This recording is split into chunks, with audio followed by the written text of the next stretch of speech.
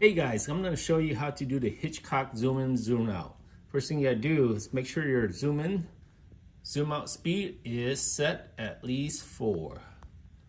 So here, joystick is at least 4, okay? Because you want a little bit of speed. So we already got that set. So when you're moving in, you want to zoom out, okay? So here I'm gonna move in at the same time I'm gonna zoom out, okay? And now I'm gonna do the opposite. When I move back, I'm gonna zoom out. Okay, so let's try that one again here.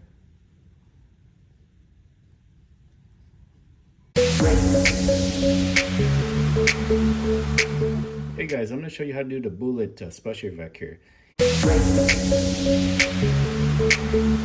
Here I got Superman here. He's gonna be my bullet special effector.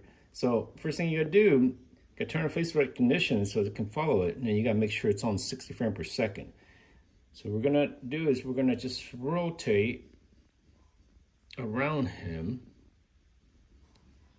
and we're gonna do a couple times here, and then I'm gonna edit it.